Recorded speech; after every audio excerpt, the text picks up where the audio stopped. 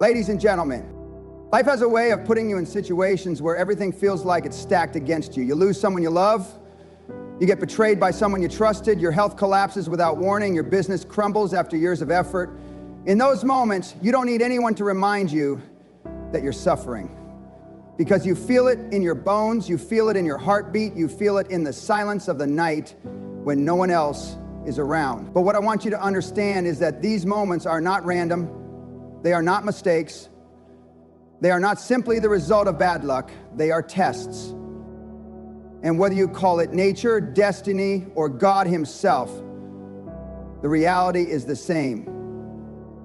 You are being tested, and you will either rise through it or you will fail. Now, when I say test, I don't mean the kind you can cram for with a textbook the night before.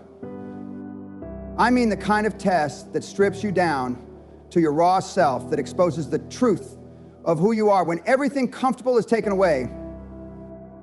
These are the tests that measure your resilience, your faith, your grit, and your ability to keep moving forward when every fiber of your body tells you to quit. And the terrifying part is, you don't get to pick when the test comes.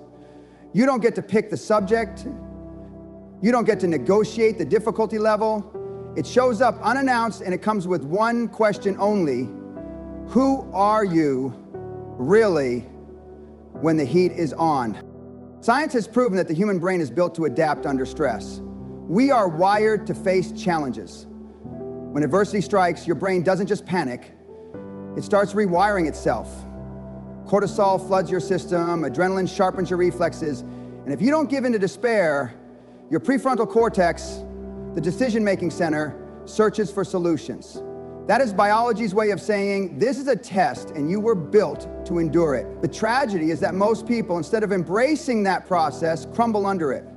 They interpret the storm as punishment instead of preparation. They look at the pain and think it's meant to destroy them, when in reality, it's meant to reveal them. Let me give you an example. History is full of men and women who faced impossible odds. Yet those moments became the very crucible that defined their greatness. Think about Nelson Mandela, locked in a prison cell for 27 years. 27 years. Most people today can't tolerate waiting in line for 27 minutes. But he endured, and when he walked out of that cell, he walked out with the mental and spiritual strength to lead a fractured nation toward healing. That wasn't just politics, that was a man passing the hardest test life could throw at him. Or consider Viktor Frankl, a psychiatrist imprisoned in Auschwitz, surrounded by death, stripped of his dignity, forced into conditions designed to erase his humanity. He realized something profound, that even in the worst circumstances, man still has the freedom to choose his attitude. That was the test. And because he passed it, he left behind wisdom that has guided millions who will never endure what he did, but who will face their own smaller prisons of despair. Now let's bring this closer to our daily lives. Some of you are going through quiet battles that no one else knows about: depression, financial collapse, a relationship that's tearing you apart. And in the middle of it, you ask yourself, why me? Why now? That's the wrong question. The right question is, what am I being tested for? What muscle am I being forced to grow? What future version of myself is this preparing me to become? Because make no mistake, every test has a purpose. And if you fail to see it, if you let bitterness consume you, if you collapse under the weight of self-pity, you'll fail the test. Think about the human body. A muscle only grows when it's broken down first. You tear the fibers, and in repairing themselves, they come back stronger. Stress is the same way. Neuroscience shows us that stress, when faced correctly, increases neuroplasticity, the brain's ability to reorganize itself, to build new pathways. In other words, adversity literally rewires you for resilience if you don't give up. But if you give in, if you let the pain dictate your choices, you lose the chance to transform. You fail the test. Now let me talk about faith, not in the religious sense alone, but in the deep psychological sense. Faith is the conviction that there is meaning behind your suffering, even when you can't see it yet. Studies on trauma survivors reveal that those who heal best are not those who had the least pain, but those who could integrate their suffering into a larger story. They didn't view it as meaningless chaos. They saw it as part of their past. That's passing the test. But let's be honest, passing isn't easy. Because when God, life, or the universe tests you, it doesn't whisper, it doesn't nudge you gently. It often feels like you're being crushed. You lose your job, your spouse leaves you, your body breaks down, your friends turn their backs, and you sit there thinking, how could I possibly endure this? That's exactly the point. The test isn't designed to check what you can do when everything's perfect. It's designed to expose what you're made of when everything's broken. I want you to remember this. Diamonds don't form in comfort. They form under crushing pressure, in the dark, deep underground. That's what gives them their strength and brilliance. The same is true for you. When life presses down, when it buries you under weight you think you can't carry, that's the environment where your true self is born. But here's where most people fail. They want the diamond without the pressure. They want the strength without the suffering. They want the crown without the cross. That's not how it works. And that's why so many end up bitter, resentful, broken. They reject the test instead of rising to it. I'll tell you a story from neuroscience that illustrates this beautifully. There was an experiment where researchers raised trees in a biosphere, a perfect environment, no storms, no harsh winds, no drought. The trees grew quickly, but they also collapsed easily. They couldn't sustain their own weight. Why?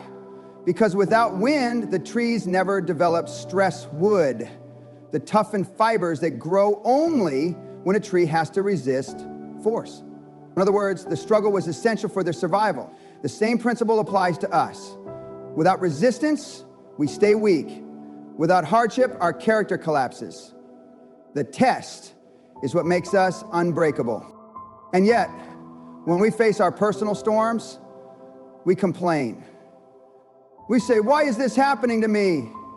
Instead, we should say, this is my wind. This is my storm. This is the test that will give me the strength to carry my destiny. Ladies and gentlemen, let me be very blunt with you. Stop expecting life to be easy.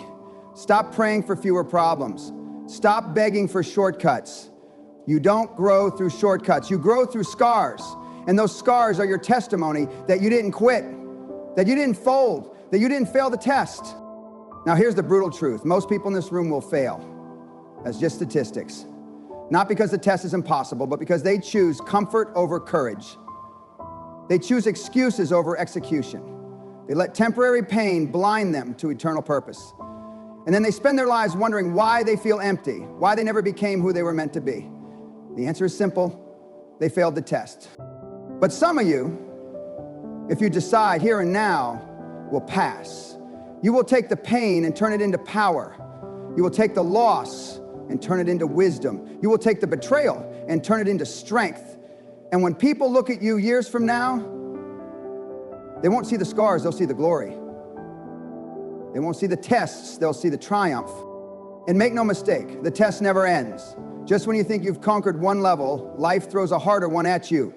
Because greatness isn't a one-time achievement, it's a lifelong exam. You either keep passing or you start slipping. That's why you can't afford to relax. You can't afford to coast. You can't afford to say, I've made it. The moment you do, life will remind you that the test is still in session. Now, the question I leave you with tonight is this. When your test comes, and it will you recognize it for what it is?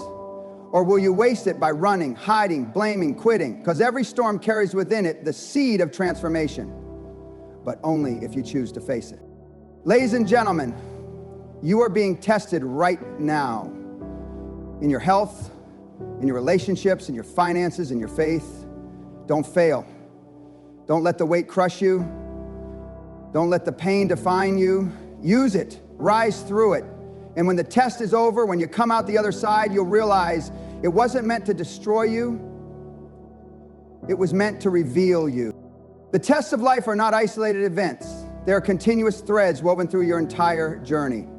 Some arrive in dramatic fashion, shaking your foundation, while others slip in quietly, disguised as daily frustrations, hidden in the mundane grind of your routine.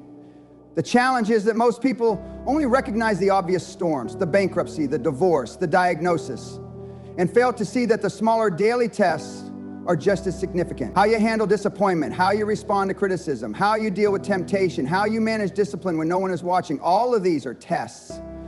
And if you fail in the small, don't delude yourself into thinking you'll magically rise in the big.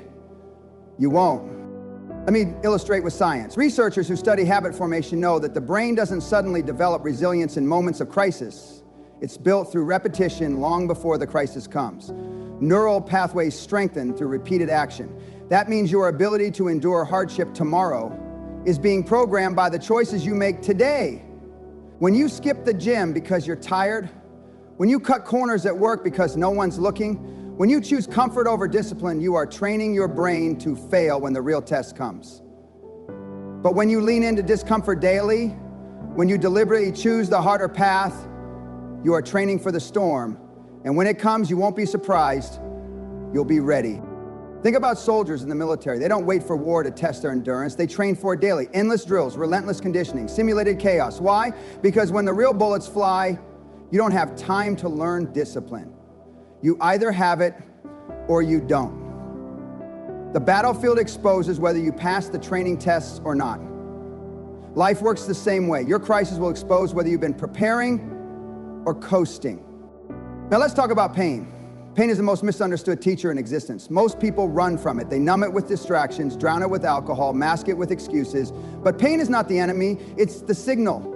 It's your body, your mind, your spirit saying, here lies growth, pay attention.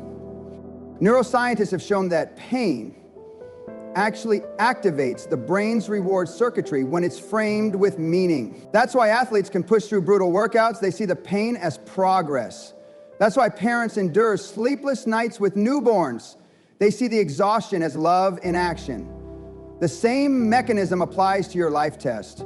If you assign meaning to your pain, it becomes fuel. If you refuse, it becomes poison. And here's where the spiritual dimension collides with the scientific. People who believe their suffering has meaning, whether through faith, purpose, or destiny, show greater resilience in adversity than those who believe life is random and meaningless. That's not an opinion, that's data. Studies on prisoners of war, survivors of natural disasters, and terminally ill patients all point to the same conclusion. Belief in a larger story sustains you when logic says you should break. That belief is the bridge between science and spirit, between neurons firing and souls persevering. That belief is what allows you to pass the test. But belief alone is not enough. You can't just sit there saying, I have faith things will work out while doing nothing. Faith is not passive. Faith is action. Faith is waking up when you don't feel like it. Faith is showing up when no one applauds. Faith is grinding when the results are invisible. Faith without execution is fantasy, and fantasies don't pass tests. Let me share something personal. I've met countless people who told me they were waiting on a sign or waiting on the right time to act on their dreams. Years later, I saw them again, and nothing had changed. Why? Because they mistook waiting for faith. They thought patience meant sitting still. That's not patience. That's procrastination dressed up in holy language. Patience means working while working, persisting while progressing, holding faith while moving forward. That's how you pass the test. Now let's strip away the comfort and face the truth. Tests don't care about your excuses. They don't care about your background, your feelings, or your justifications. The storm doesn't pause because you had a rough childhood. The disease doesn't retreat because you're stressed. The betrayal doesn't soften because you're fragile. Life will hit you as hard as it can, and it won't apologize. The question isn't whether life is fair. The question is whether you are prepared. The test is impartial. The results are final. And don't think for a second that failing doesn't carry consequences. Some failures are recoverable, yes, but others scar you for life. Miss enough tests and you miss your destiny. There are doors that will never open again, opportunities that will never return, relationships that once destroyed can never be restored. That's why this isn't a game. Every test matters. Every decision counts. But here's the hope. Passing the test doesn't require perfection. It requires perseverance. It requires grit. It requires the decision not to quit, even when you fall. Falling isn't failure. quitting is. The student who stumbles on the exam but stays in the classroom still has a chance. The one who walks out and refuses to try again has sealed their fate. In life, as long as you keep getting back up, the test continues, and every time you rise, your strength multiplies. Ladies and gentlemen, don't underestimate the ripple effect of your endurance. When you pass your test, you don't just change your life, you change the lives of everyone watching you. Your children, your colleagues, your friends. They're all observing, they're learning what resilience looks like by looking at you. Your perseverance becomes their blueprint. Your victory becomes their hope. That's why quitting is so dangerous. It doesn't just destroy you, it robs others of the model they desperately need. I remember a young man who grew up in brutal poverty. His father was gone, his mother barely surviving, his neighborhood filled with drugs and violence. Statistically, he should have been another casualty. But he chose to view his environment as a test, not a curse. He studied by candlelight, worked odd jobs, disciplined himself when everyone around him was reckless. Years later, he not only escaped poverty, he built businesses, created jobs, and funded scholarships for kids who grew up just like him. You understand? His test wasn't just for him, it was for all those who would come after him. When he passed, he unlocked doors for thousands. That's the weight of your test. It's not just about you, it's about generations, it's about legacies, it's about futures that will either be liberated or shackled, depending on how you respond to the pressure of now. And yet, I know what some of you are thinking, but I've already failed so many times. Let me tell you something. Failure isn't final unless you let it be. Some of the greatest lives in history were built on mountains of failure. Thomas Edison failed thousands of times before inventing the light bulb. Abraham Lincoln lost elections repeatedly before becoming president. J.K. Rowling was rejected by publisher after publisher before Harry Potter became a phenomenon. Their failures weren't the end. They were the preparation. They were the test before the breakthrough. But notice, those people didn't just fail and sit there licking their wounds.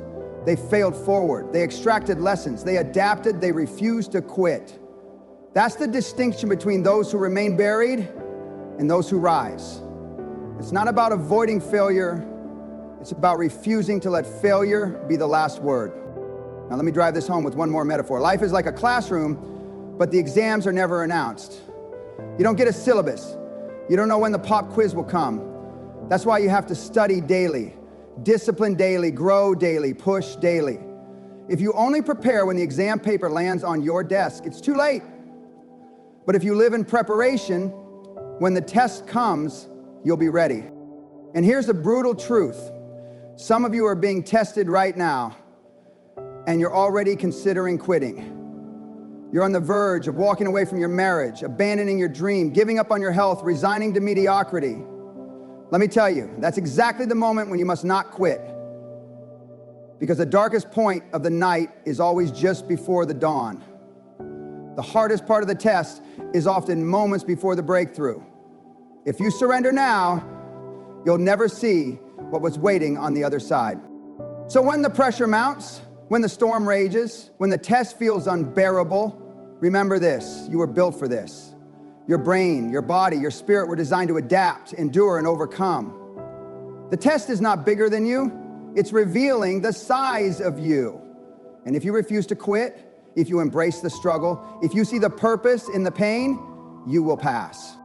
Ladies and gentlemen, God is testing you. Life is testing you. Don't fail. Don't waste the storm. Don't bury the lesson.